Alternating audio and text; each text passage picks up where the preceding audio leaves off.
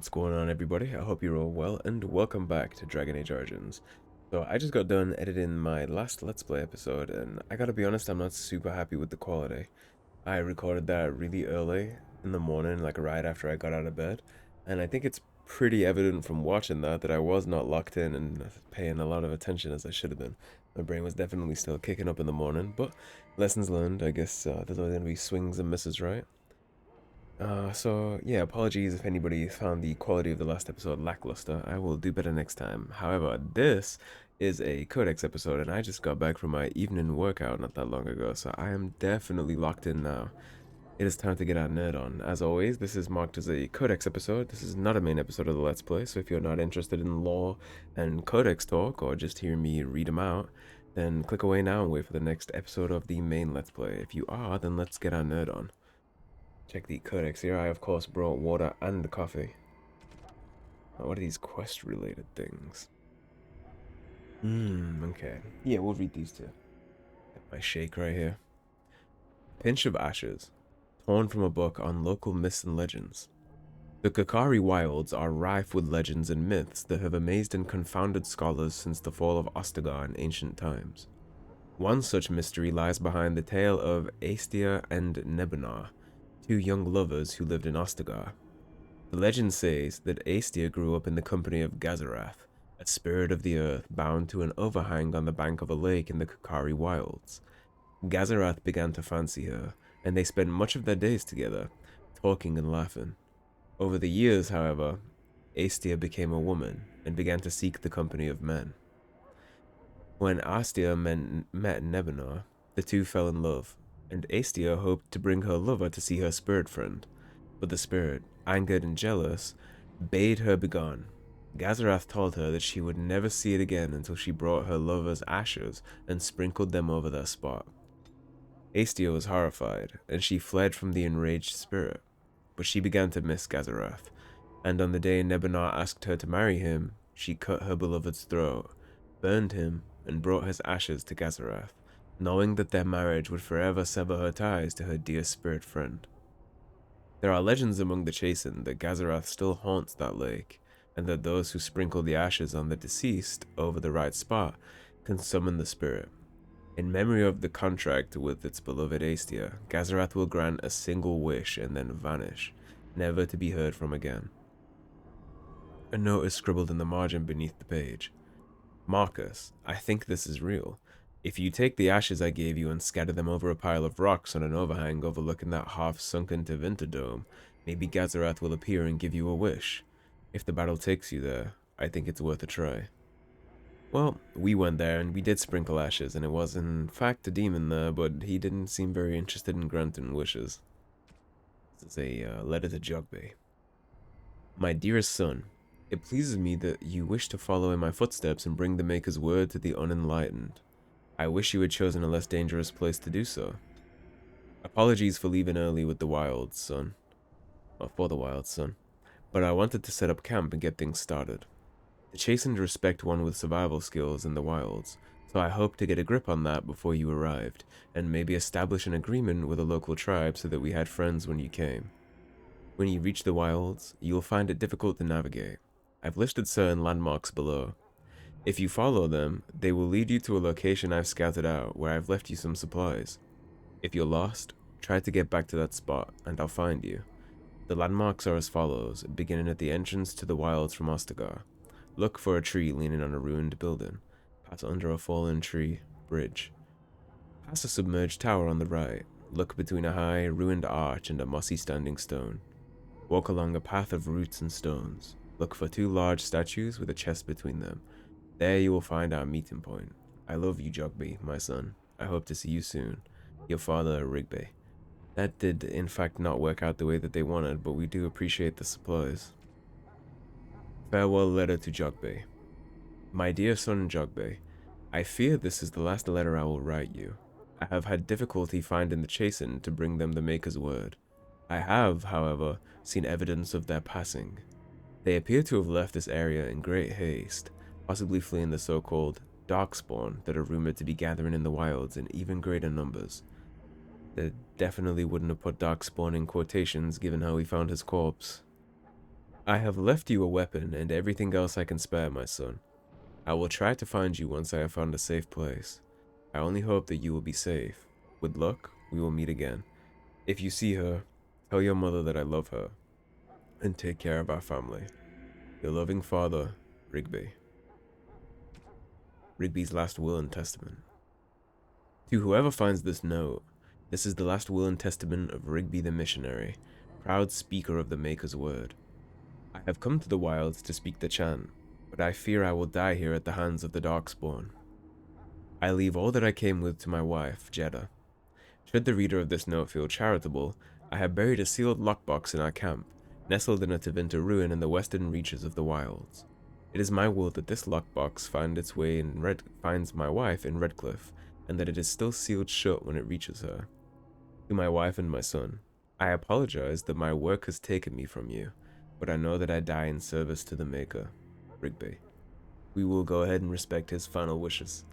I think respecting somebody's final wishes is a very important thing. We'll go ahead and do that. Signs of the Chasind. The Chasind barbarians are nothing if not clever. They have hidden markers and signs in the arrangements of stones and rubble along the paths of the wilds. In this way, they mark trails, note places of interest, and even give warnings in a way that outsiders cannot understand. Interestingly, these markers look indistinguishable from a regular pile of stones. I have dedicated my time to deciphering these signs, and I believe I am close to a breakthrough. The trail markers seem to point to a hoard or a location used for secret storage among the Chasind. I have only found a portion of the message, however. I think that if I could complete the message, find all of the trail markers, I can find this cache and see what treasure the Chasind have to hide. I have found one such marker near this camp, under a fallen tree leaning against the ruins. Each marker seems to point to one or two others. I hear rumors that a Darkspawn horde is coming. I hope I can find this treasure before it's too late. An excerpt from Rigby's field journal. I believe that is the one we found washed down the river some ways by the blighted soldier. And these are just controls. We don't need to read those. Characters. We have Morrigan. Witch of the Wilds. Such idle fancies, those legends. Have you no minds of your own? Of herself, Morrigan says little. She does not deny being a witch of the wilds, but beyond that, everything about her is in question. Creatures. There should be a lot of Darkspawn creatures in here now. Genlock. These are the most common Darkspawn in the underground. Stocky and tough, Genlocks are notoriously difficult to kill, even by magic. Hurlock. Taller than their Genlock cousins, the Hurlocks are roughly of human size, but are possessed of considerable strength and constitution. The shock troop of the Darkspawn, a single berserking Hurlock can often be a match for numerous opponents at once. They are known to adorn themselves with roughly carved tattoos to keep track of their kills and deeds, though it is unknown whether or not there is a uniform standard to these markings. Alphas. Alpha Hurlocks are more intelligent and more skilled fighters, often serving as commanders or even generals. Emissaries. Hurlock emissaries have also been known to appear during a blight. These Darkspawn are the only ones recorded as being capable of human speech, and are often capable of employing magic. Shades. It has often been suggested that the only way for a demon to affect the world of the living is by possessing a living, or once living, body, but this is not always true. Indeed, a shade is one such creature, a demon in its true form that has adapted to affect the world around it. My hypothesis is this: we already know that many demons become confused when they pass through the veil into our world. They are unable to tell living from the dead, the very static nature of our universe being confusing to a creature that is accustomed to a physicality defined entirely by emotion and memory.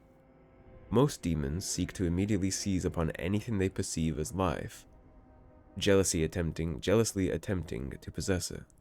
But what of those that do not? What of those that encounter no life or fail to possess a body? What of those that are more cautious by their nature? These demons watch, they lurk, they envy. In time, such a demon will learn to drain energy from the psyche of those it encounters, just as it did in the Fade. Once it has drained enough, it has the power to manifest and will forever after be known as a shade. Such a creature spurns possession, it instead floats as a shadow across its piece of land, preying upon the psyche of any who cross its path. Perhaps it believes itself still in the Fade. There is evidence to believe this is so. A shade will weaken the living by its very proximity. If it focuses its will, it can drain a single target very quickly. Some have even been known to assault the minds of a living victim, causing confusion or horror and making the target ripe for the kill. The tragedy of a shade is perhaps that, once it has drained a target whole, its appetite is only heightened rather than slaked. From the journal of a former senior enchanter Malleus, once of the Circle of Ravane, declared apostate in 920 Dragon Age. Wolf. It is rather unfair, the reputation that the wolf possesses in Ferelden.